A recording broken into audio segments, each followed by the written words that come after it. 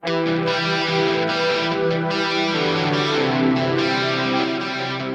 back to the Fourth Way podcast. We have previously been discussing the positive case for Christian nonviolence, and now we're going to start to get into the rebuttals and the counter-rebuttals. Just as we did with the positive case, I want to begin by focusing on the biblical elements here. So we're going to start with some of the most common rebuttals that I hear against nonviolence based on the Bible. The two big ones that come up are Jesus and the money changers, when Jesus gets angry and breaks out his whip and starts swinging it around. And the other one is John the Baptist accepting soldiers who come to him. To those who are not pacifists, these seem like clear examples which show that violence can sometimes be acceptable. So how would I deal with this? Well, first, let's start with Jesus and the money changers. And you can find this passage in Matthew 21, Mark 11, Luke 19, and John 2. I'll go ahead and start with what I think is a weak counter-rebuttal to this, but something that you should probably be aware of, and that is that there are many pacifists. There are two lines of pacifism when it comes to Christian pacifism in general, and one of those lines would say that violence in and of itself is not off the table. And it's not off the table because God has the authority to give and to take life. But we do not. Only God has that authority. And so in the Old Testament, when we see killing, and God directing killing, or God approving of certain killing and violence, that's because God has the prerogative to do that, and we don't. And so violence is not completely off the table. And if you take a look at Jesus, and you think that Jesus has a pretty good connection to God. Jesus probably knew God's directive and probably had a very clear and open line of communication with him. If God wanted Jesus to do what he did in the temple as some prophetic thing to prepare for the cross or to, whatever it is that you might think it does, well, if that's God's directive, then Jesus can do that. And that's not a problem for certain brands of nonviolence. While I don't think that's a very strong argument, I think it is something that can be taken into consideration and something that does give you a little bit of perspective when thinking about how the nonviolent individuals might answer this. Fortunately, I don't think you really have to fall back on that because there are two other convincing lines of evidence which I think show that Jesus' violence wasn't really violence at all. So the first line of evidence comes from John 2. When you read John 2 specifically, the wording of the text makes clear what Jesus is driving out. Jesus is not using the whips to drive out the money changers, the people. He's using it to drive out the sheep and cattle. Now, maybe he also is using it on the people, but none of the texts say that he's using it on the people. Only John specifies what objects Jesus uses the whip for, and that's sheep and cattle. It does not mention anything about humans. So yeah, Jesus gets angry. I don't think anger in and of itself is a sin. Jesus flips over some tables. Okay. Jesus whips some animals to drive them out. All right. But as far as violence towards other people, it doesn't seem like that exists there. Now, maybe some intimidation of sorts. I don't know if the people felt threatened or not. But anyway, I think that significantly scales down the severity of what a lot of people think, that Jesus is going in with a whip and hitting all of the people.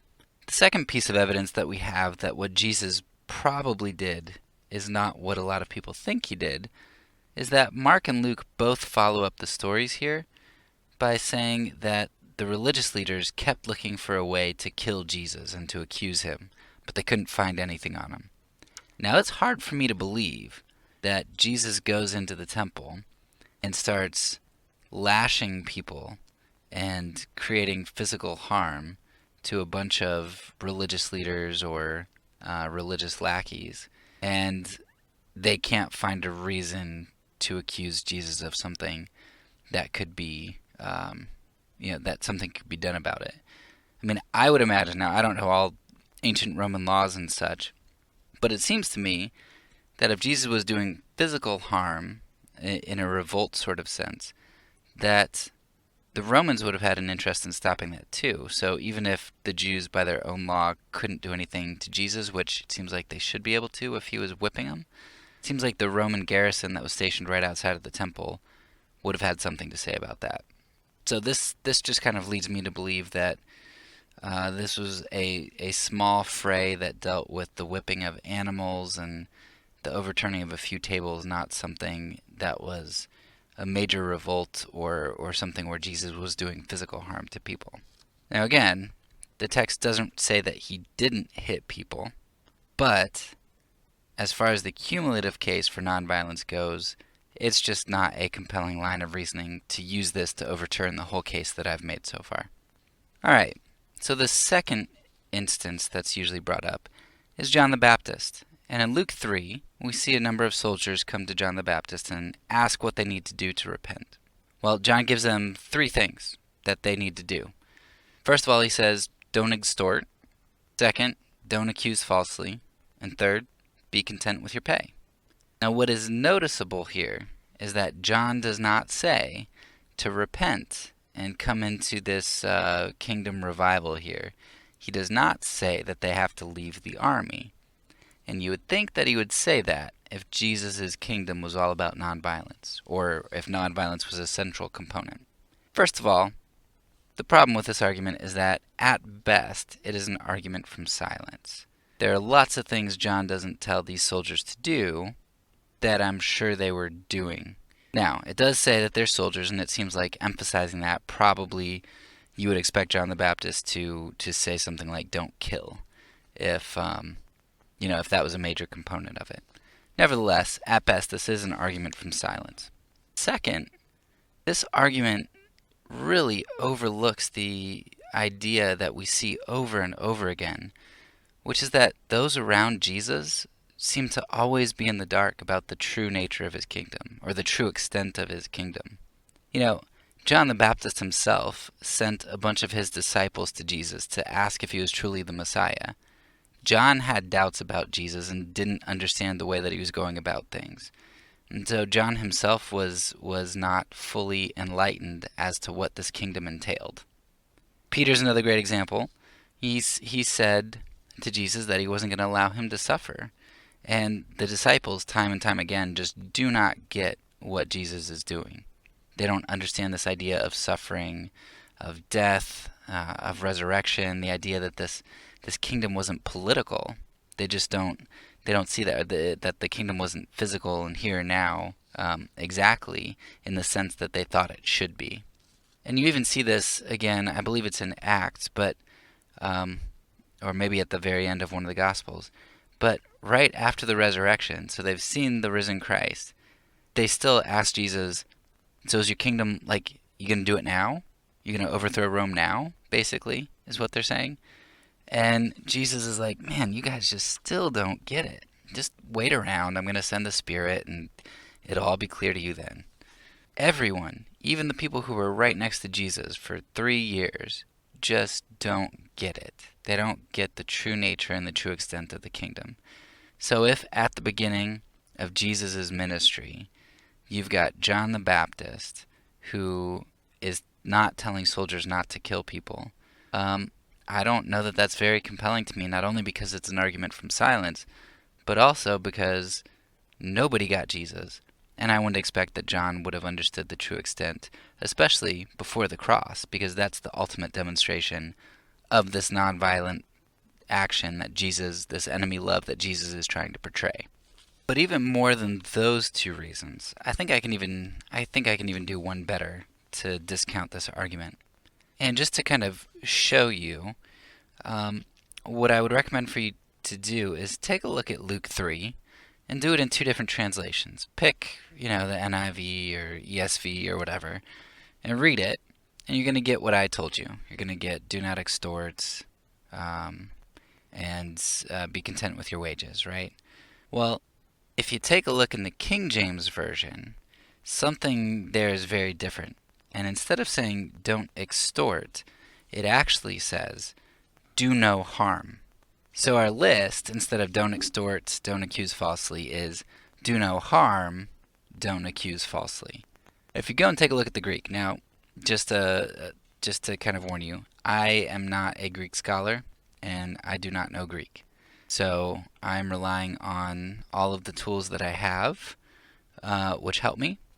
Nevertheless, I think the King James translation, along with just a minimal study of the range that this word has and its roots and what it means, will kind of show you that the implication here is that they're talking about not using physical force against other people. And you can see how that's used. It's not. I think this is the only time it's used in this exact form. But you can see how other forms of it are used. And the King James translators, again, thought that the focus was doing no harm because it seems a little bit redundant if you kind of sort of say the same thing twice, like don't extort and don't accuse falsely. Like you're kind of doing the same thing here. So what I think the author, what I think Luke was trying to say, is basically that okay, you can be a soldier, but don't do harm physically, and don't do harm verbally, and just be content. Just do your job. Just keep going. Don't hurt people. Don't verbally assault people.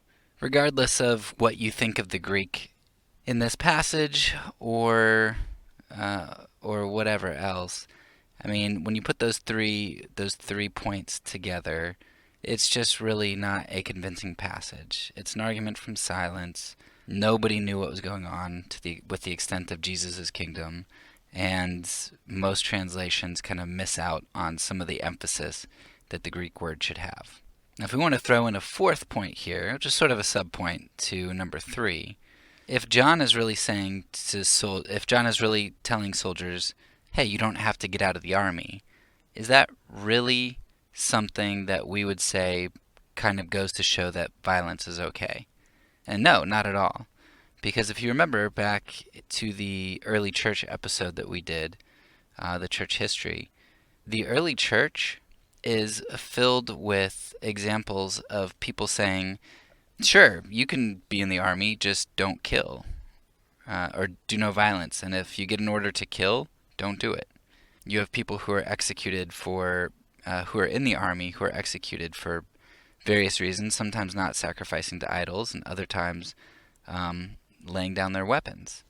You had the Canon 12 in the Council of Nicaea, which said not to return to the army. So there were people getting converted in the army who a lot of the early church was saying, look, you can't get out of the army. Like, they'll kill you for trying to do that, or there's severe consequences. So just stay in the army. I mean, this is the Pax Romana. You don't have to kill people. A lot of time you're just doing construction work. Go build the aqueduct. Do whatever you're going to do. Keep your head down. Don't hurt anybody. And just do your job. But if they do tell you to kill, don't do it. If they tell you to do violence, don't do it. So this idea that John is saying John isn't telling you to get out of the army doesn't really convince me whatsoever that he's saying it's okay to do violence. And we'll definitely revisit this in a future episode where we talk about the early church and soldiers in the early church. But for now, these are two of the simplest biblical arguments that we can rebut, and we'll be exploring more difficult ones later. I hope that whets your palate, but that's all for now. So peace. And because I'm a pacifist, when I say it, I mean it.